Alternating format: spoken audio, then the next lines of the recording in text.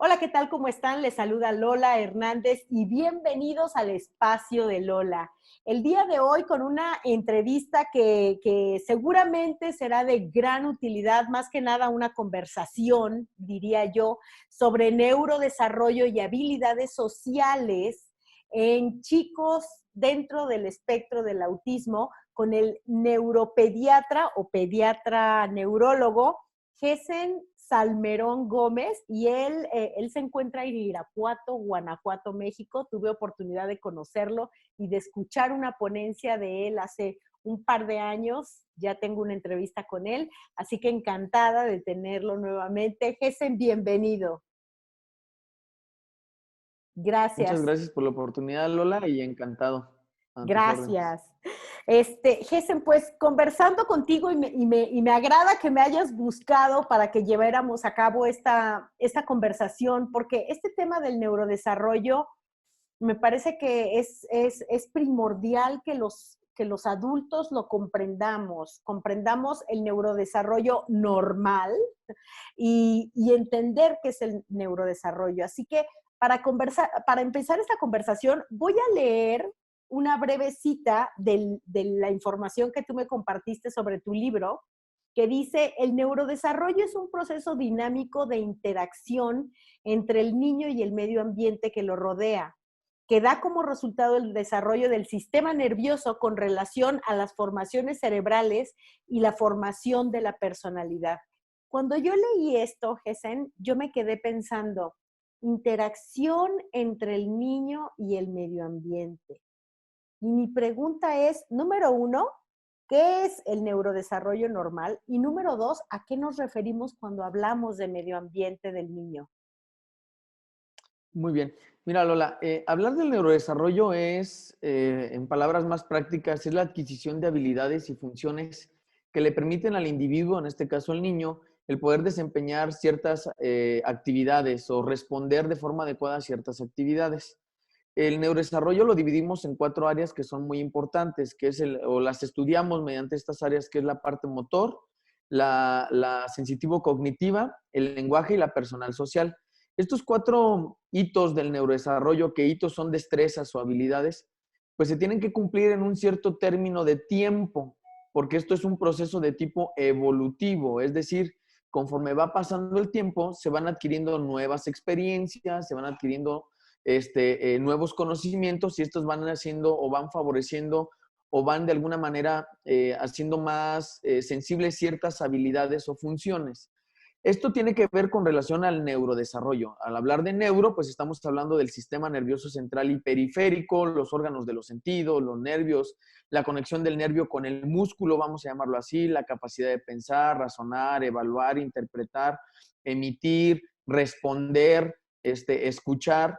Y en cuestión de los órganos de los sentidos, pues ver, oír, saborear las texturas, etcétera, que van dando una información importante a nivel cerebral y que esto nos permite pues ejecutar una respuesta, ¿no? Un ejemplo muy básico, hablando de esta parte del medio ambiente, es que si yo escucho y veo, por supuesto también, que un niño comienza a llorar, pues sé que es una manera de comunicarse, que algo necesita. Ya después viene la evaluación, qué es lo que necesita, de acuerdo pues a las características y condiciones propias de cada niño, porque cada niño tiene su esencia en ese sentido, pero hay habilidades y funciones que se tienen que cumplir independientemente si eres caucásico, si eres latino, si eres de Europa, etcétera. O sea, no hay una predilección a que si porque tienes o eres de X o Y lugar vas a tener mejores habilidades comparados con otros. No.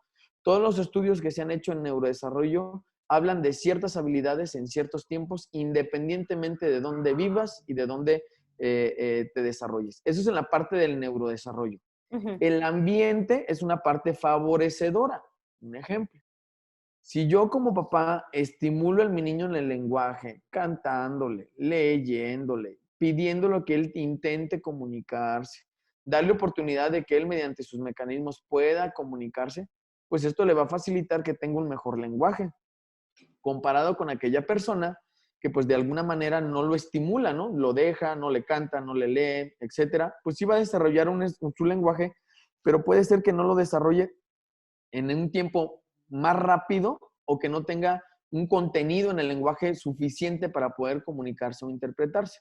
Por poner un ejemplo, si ponemos un niño de 2 años, ya dice palabras haciendo frases sin verbo, mamá agua, mamá bibi. Y puede ser que nada más un niño de esta edad que no ha sido estimulado dentro de su ambiente, nada más diga bibi y no haga la frase, por poner un ejemplo. Pero puede utilizar otros métodos, que es el señalar más decir bibi, ¿no? Entonces te voltea a ver, dice bibi, ¿no? Lo señala. Eso es la influencia que tiene el ambiente. Esto es desde el punto de vista de convivencia, porque también hay una influencia del ambiente que está relacionado con la nutrición. Es sumamente importante la nutrición en la cuestión del neurodesarrollo. Un niño con desnutrición, pues lógico, se entiende que sus reservas energéticas no tienen lo suficiente como para poder desarrollar ciertas habilidades. Y esto es muy básico. Alguien que comió, alguien que no comió, le pones a hacer alguna actividad física, el rendimiento va a ser mayor de aquel que comió que aquel que no comió. Entonces, eso tiene que ver indiscutiblemente también en el proceso de aprendizaje y en el proceso del neurodesarrollo. Por eso es muy importante el factor nutricional, en especial los 2 primeros años, que es donde se tiene el 70% del tamaño del cerebro, que de pesar 300 gramos llega a pesar cerca de 800, 900 gramos, o sea, llega incluso a triplicar su peso, pero corresponde al 70% del tamaño que va a tener en edad adulta. Entonces, estos 2 años son fundamentales y en ellos la lactancia materna es uno de los principales nutrientes, o mejor dicho, los contenidos de la lactancia son de los principales nutrientes que nos ayudan a ese crecimiento cerebral, a esas conexiones cerebrales. Entonces, en esto tiene que ver el ambiente. Es donde me desarrollo y todos los factores que tienen que ver con la nutrición para poder potencializarlo. No sé Ahora, si quedó claro. sí quedó claro y después te voy a hacer otra pregunta que se relaciona con el medio ambiente. Tú nos hablabas de 4 áreas en el neurodesarrollo, que, bueno, lo leí en tu documento, que es la Gracias. motricidad, que se divide en la motricidad fina y la motricidad gruesa, la parte cognitiva, el lenguaje y la socialización. Y todo eso en el autismo está alterado. Así es. Sí, así es. Entonces, aunque tú tengas, digamos, ese medio ambiente amigable o favorecedor, obviamente porque hay estas alteraciones, pues se necesita otro tipo de medio ambiente, me imagino que eso es lo que ocurre, ¿no? Sí.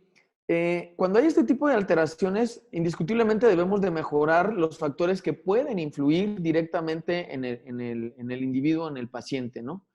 Si vemos que estas alteraciones se deben a una mala calidad en la nutrición, pues entonces se debe mejorar. Si el paciente tiene anemia, tiene bajo contenido en hierro, algunas vitaminas no se están dando de manera adecuada, pues todo se necesita. Yo siempre les digo algo muy importante, Lola. Todo le afecta al cerebro, todo, pero todo le beneficia al cerebro. ¿Sí? ¿Qué quiere decir esto? ¿Qué es todo? Sí. Todo, sí, claro. Si haces actividad física, si te pones a leer, si te pones a jugar memoramas, si te pones a plantar un arbolito, si cantas, si ves o sea, todo eso le ayuda a nutrir el cerebro. Pero si lo dejas de hacer o lo haces en un exceso, también le afecta. Un ejemplo muy básico, el escuchar música no es malo, pero si tú lo escuchas a un nivel muy alto, con tonalidades muy altas, pues claro que te afecta, porque te afecta el oído, la transmisión del sonido y eso de alguna manera genera un daño, por poner un ejemplo. Si nosotros abusamos de ciertas tareas de ocio en donde no favorecemos la oxigenación del cerebro, el mejorar la presión arterial, la frecuencia cardíaca, el tener nuestros niveles de azúcar de forma adecuada, eso le afecta al cerebro. ¿Por qué? Porque inconscientemente es el área más sensible de todo el organismo, que cabe mencionar que tiene múltiples mecanismos para evitar que el daño sea agravado, ¿sí? Es decir, tiene ciertos factores que facilitan que esté bien y ciertos factores que impiden que condiciones externas le puedan afectar, ¿no? Entonces, ¿a qué me quiero referir con esto? Que si yo por tener un ayuno muy prolongado, pues me empieza a doler la cabeza, a mí ya me está dando una alarma de decir, hey, el cerebro necesita azúcar. Entonces, ¿qué es lo que hace? Él hace que pase el azúcar directo del músculo, de donde se obtenga, llega directo, no necesita un transportador ni necesita un mediador que permita que entre el azúcar al cerebro. Eso es una cosa facilitada, porque el músculo, el corazón, el intestino, el pulmón y todo el resto de áreas sí necesitan un transportador, que en este caso es la insulina. El cerebro no la necesita. Pero si tú abusas de la cantidad de azúcar, pues eso también le afecta, porque deshidrata la neurona, por poner un ejemplo. Entonces, estos equilibrios debemos de ser muy cautelosos nosotros, porque definitivamente todo le afecta al cerebro, ¿sí? Cayendo pues en los excesos, vaya. Siempre debe de haber un equilibrio. Si yo no tomo adecuadamente agua, pues me deshidrato, y si me deshidrato me incrementa la presión, y eso pues también el cerebrito lo resiente. Por eso te duele la cabeza. O sea, el cerebro tiene toda esa capacidad, o el sistema nervioso tiene esa capacidad de ser muy claro. Es difícil que una manifestación neuronal no te dé, se oculte o se mitigue. El cerebro o el sistema nervioso central y periférico es muy claro, o sea, es muy transparente, no hay manera de ocultarlo, pues, ¿no? O sea, en ese sentido, por eso es que hablando un poquito sobre el trastorno del espectro autista, los papás son excelentes identificadores de este tipo de diagnósticos, porque lo ven. No puedes engañarte de alguna manera, ¿no? Que puedas ser confundido, eso es diferente. Pero Ujú. tú puedes ver y decir, ah, caramba, algo no está bien. Desconozco si está dentro del proceso que debe de ser o se está yendo por otro proceso, el cual no debe de ser. Pero ahí está algo que a mí, en parecer, y no solamente al mío, al de X, al de Y, al de Z, no está cumpliendo con lo que debe cumplir. El hablar, por poner un ejemplo, ¿no? Que ya tiene el niño 3 años y no habla. Entonces dices, bueno, ¿será que yo, por mi método de crianza, no lo estoy estimulando? Bueno, pues lo insisto, pero si ya lo hice, definitivamente el niño no habla, pues algo tiene, lo tengo que evaluar. Puede ser que no escuche, ¿no? Hay gente que le diagnosticamos el problema Ujú. de sordera a etapas muy tardías, porque la sordera que tiene, pues no es tan severa, ¿no? Comparado con un niño que tiene una sordera, pues de alguna manera importante, ¿no? Entonces, esa es la parte que tiene que ver con la cuestión del cerebro. Todo le afecta, pero también todo le beneficia. O sea, las Ujú. cosas que hagas para bien, tu cerebro te lo va a agradecer. Yo soy muy pro lactancia materna. Yo la lactancia a todos mis pacientes y a quien puedo le doy esta información porque es lo mejor que le puedes dar a tu bebé para su crecimiento neuronal y su neurodesarrollo. Hay estudios comprobados que dicen que los niños que tienen lactancia por arriba de los 2 años son más inteligentes que aquellos niños que no la tuvieron. Son más seguros de sí mismos, tienen mejor autoestima, tienen mejor autoconfianza, tienen mejor desempeño, tienen mejor motricidad, tienen mejor apego. O sea, tiene esas características. Entonces, esa parte es muy, pero muy importante de poder, ¿cómo se llama? De poder estimular. Y otra cosa, el sueño, primordial. Si el cerebro no descansa, híjole, es difícil llevar una vida lo más saludable posible, porque el hecho de no dormir te afecta a todo, y en especial al cerebro, y el cerebro hace un círculo vicioso. Entonces, esas partes son fundamentales para la cuestión del crecimiento y del neurodesarrollo en ese sentido, ¿no? Y son factores que nosotros podemos mediar y que tienen que ver también con nuestro medio ambiente, ¿verdad? En ese sentido, ¿no? Por supuesto. Pero, Gesén, estás hablando de temas que son exactamente los que son de gran desafío en muchas personas con autismo. Entonces, mi pregunta, por ejemplo, hablaste del sueño, hablaste de la parte de amamantar, de la parte de alimentación, desafíos impresionantes en una gran población de personas con autismo. Y no porque los papás no lo hagan bien o lo hagan mal, es simplemente porque es parte de los retos que tienen muchas personas. Ahora yo lo que te quiero preguntar, Hesen, perdón, es, y entonces, qué es lo que pasa en el cerebro de una persona con autismo? Que este neurodesarrollo normal es totalmente anormal. O, Bueno, lo que se ha podido investigar, ajá, o no sí, totalmente anormal, pero perdón, he no podido típico. investigar con relación a, es que hay un pequeño como que delay. Ajá, ok, Muy bien. creo que ya. Te comentaba, Lola, lo que hay a diferencia de esto es que ciertas estructuras cerebrales no están funcionando de forma adecuada.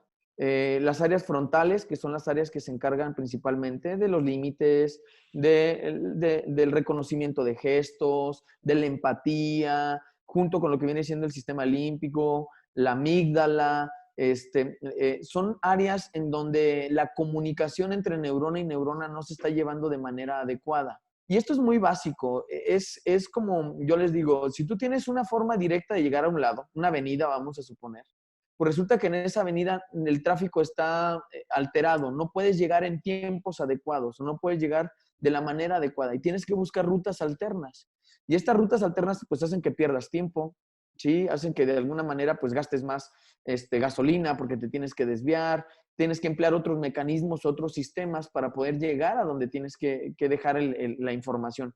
Lo mismo sucede con la neurona, el no tener una conexión directa y el no haber un equilibrio en esta información, en estas áreas que acabamos de mencionar, que también están implicadas otros como el trastorno de la bipolaridad, como el TDAH, el trastorno de ansiedad, por mencionar algunas de ellas, pues tienen que ver con estas conexiones que no están generadas de manera adecuada. Desgraciadamente aún no tenemos toda la información como para poder decir es que es el punto 1A el que está afectado. Sabemos que son esas áreas porque por algunos experimentos se ha podido lograr encontrar que tienen esa funcionalidad. Pero aquí viene un detalle muy importante. El cerebro es un todo. ¿A qué me quiero referir un todo?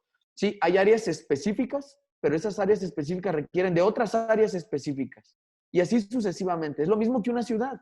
Una ciudad requiere de un maestro, requiere de un policía, requiere de un médico, requiere de una enfermera, requiere de centros de trabajo donde se tengan que hacer estas actividades, requiere de un gobernante, o sea, lo mismo sucede en el cerebro, exactamente lo mismo.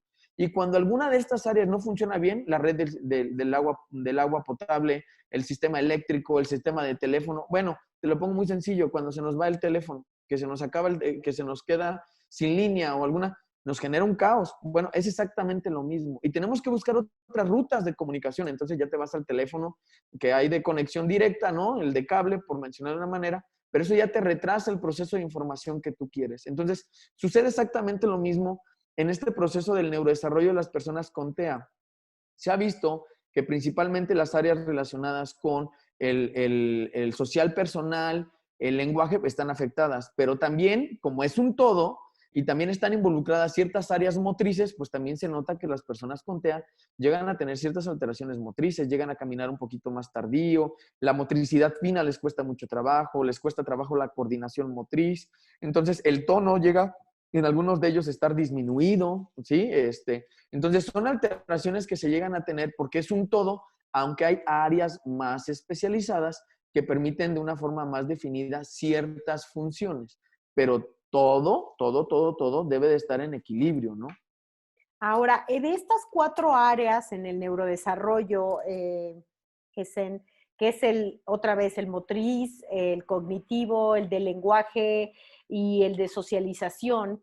Por ejemplo, está la sensorial cognitiva, más bien, y es algo que quería abordar contigo porque mencionas en tu libro, si carecemos de estos estímulos o experiencias debido a múltiples factores como las carencias sociofamiliares o debido a una enfermedad neurológica, se verá afectado el desarrollo en todas las áreas, en la motora, en la emocional, en la mental, en la afectividad y en la social, ¿no? Entonces, en el trastorno del espectro del autismo, mucho de lo que se estudia y de lo que se habla es esta parte sensorial que está tan afectada que entonces esto se convierte como en el centro del resto de las áreas que se afectan. Es la parte sensorial la que afecta todas las otras áreas, la motriz, la del lenguaje, la socialización, o simplemente es una combinación de todas. Es un conjunto de todas. Hay un desequilibrio, aunque hay ciertas áreas donde sus síntomas son más evidentes. Hay ciertos receptores o ciertos neurotransmisores que son selectivos a ciertas áreas. Hablábamos un ejemplo de la dopamina, que tiene 2 receptores, unos receptores de uno, bueno, tiene varios receptores, pero hablando de los 2 principales, D1, D2, D1 lo pone eufórico, D2 lo pone apático, por poner un ejemplo, pues una persona siempre mantiene un equilibrio, pero también estos receptores tienen que ver con la coordinación motriz.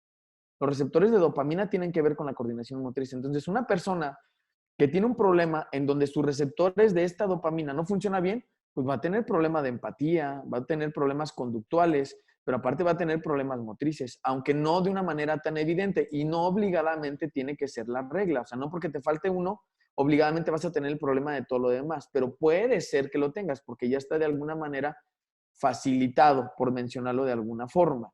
Sin embargo, como mencionábamos, el cerebro como un todo, aunque hay áreas específicas, pues un área le afecta a otra. Por poner otro ejemplo, un niño que tiene un problema de hipotonicidad, es decir, que su postura o su tono de estar mantenido erguido lo tiene al revés, lo tiene con un tono flácido, caído, la gente le llama como niños de muñecos de trapo, por decirlo de alguna manera, digo sin faltar al respeto ni mucho menos, sino para tratar de ser más específicos, pues son niños que al momento de hablar sus vibraciones vocales no son adecuadas, sus entonaciones no las hacen adecuadas, entonces pueden hablar y pueden hablar en un tono bajo y sin nada de énfasis. ¿Por qué? Porque su condición neurológica no les permite que ese músculo se contraiga de manera adecuada y eso le facilite establecer un adecuado lenguaje. Lo mismo sucede en el trastorno del espectro autista. El no tener un filtro, el no ser empático, el tener estas dificultades del entendimiento del doble, del sentido implícito, ¿no? O el contenido implícito, a mí me confunde.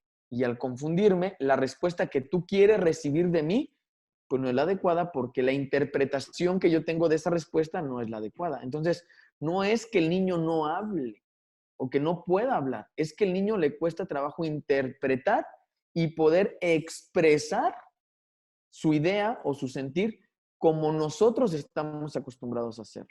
Esa es la Exacto. diferencia. No es que la cuestión vocal tal vez o la resonancia de la voz o la fuerza de la voz esté alterada, no, para nada, que es algo de las valoraciones que nosotros como neurólogos pediatras hacemos, sino tiene que ver que el proceso del entendimiento de la información y la evocación de la respuesta es inadecuada. Y esto pues es un conjunto de un todo. Si yo la percibo mal, la interpreto mal, pues la voy a evocar mal, Por ¿no? supuesto. Y después yo como padre la voy a recibir de una manera que me va a parecer que no tiene sentido y voy a Confusa. tener una reacción que no va a ser la adecuada para lo que el niño está necesitando, ¿no? Ese es uno de los problemas muy importantes que yo a veces platico con los papás que tienen el TEA, niños con TEA. Yo les comento, mira, imagínate que tu hijo está hablando un idioma diferente, pero Exacto. aparte de eso, su lenguaje no verbal, los gestos, ¿sí? Esto no lo interpreta. Tiene un lente que no le permite interpretarlo. Pero déjate de eso. Cuando él quiere expresarlo, le cuesta trabajo porque no sabe cómo utilizar las manos, porque no sabe cómo utilizar los gestos o las señas. Y eso tú cómo lo interpretas con mucha dificultad. Porque yo no te puedo decir, mira, estoy bien contento.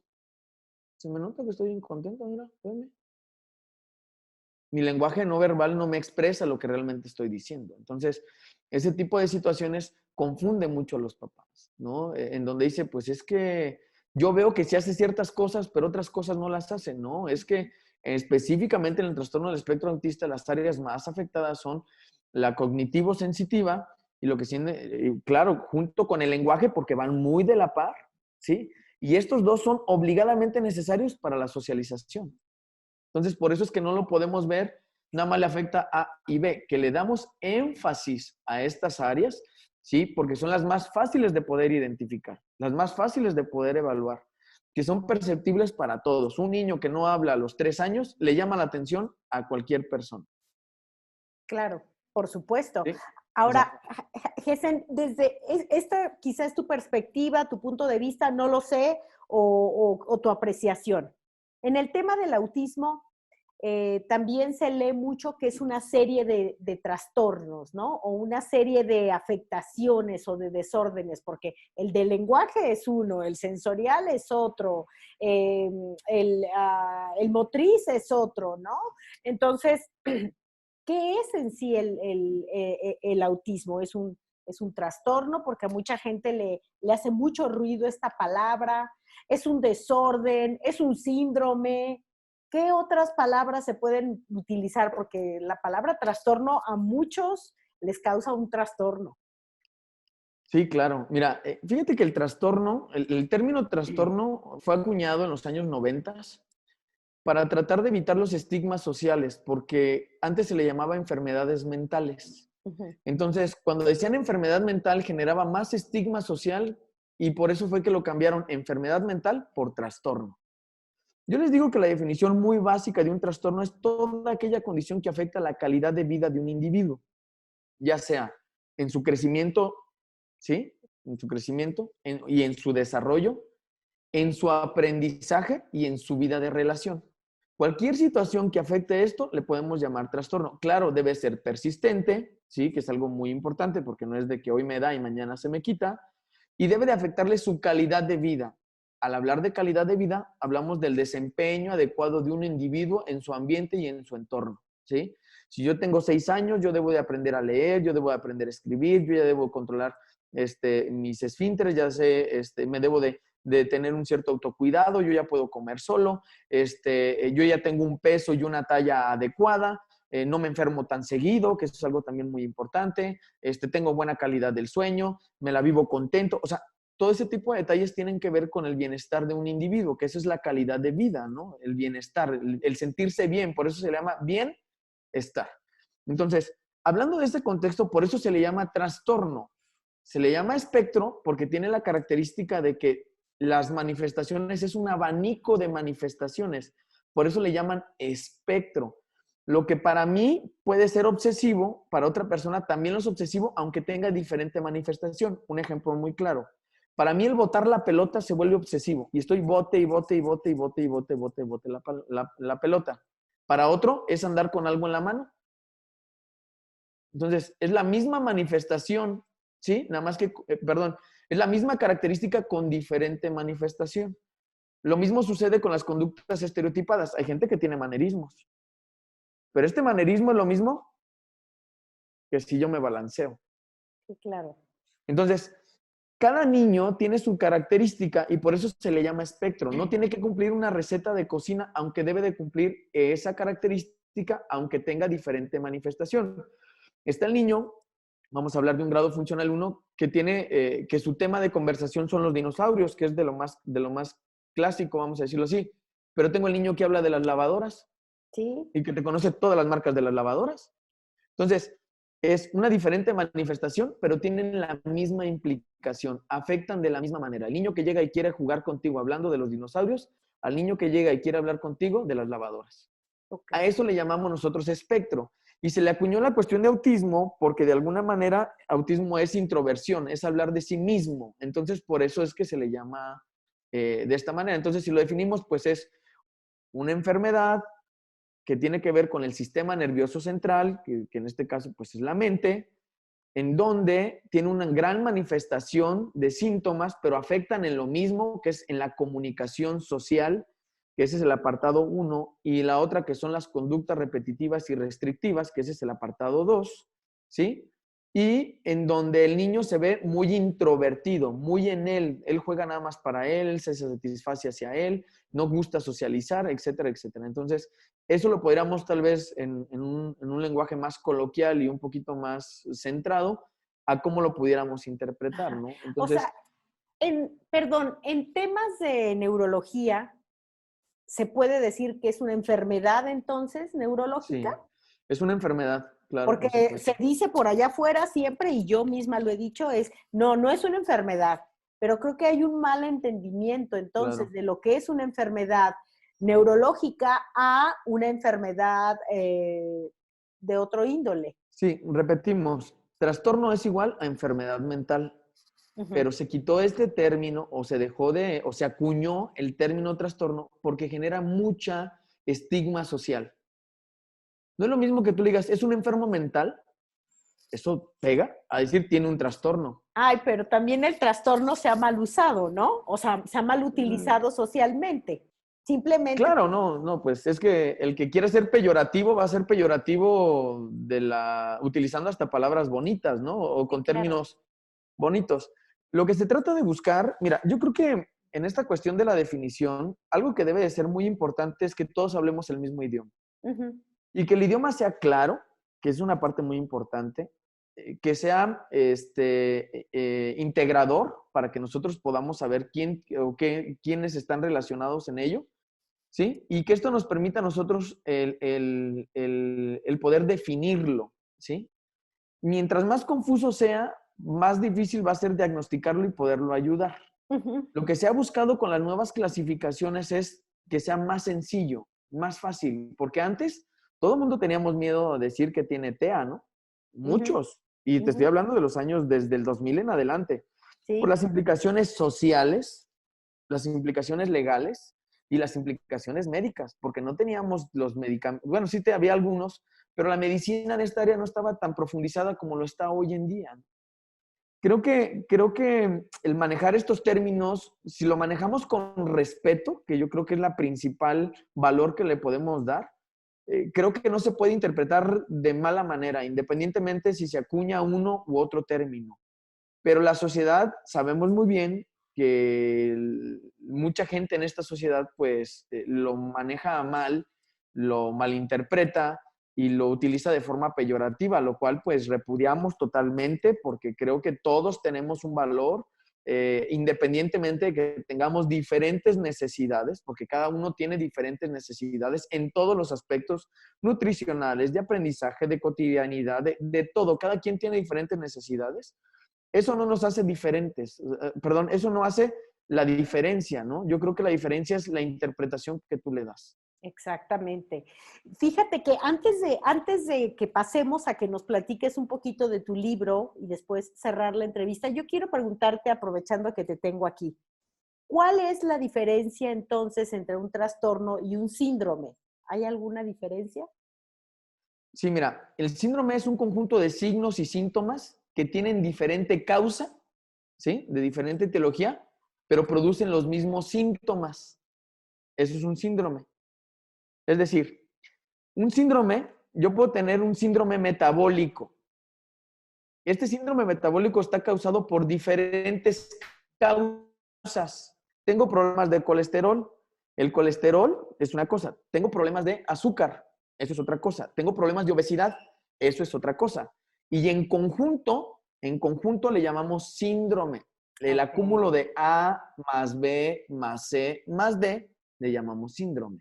Y Ujú. el trastorno es uno.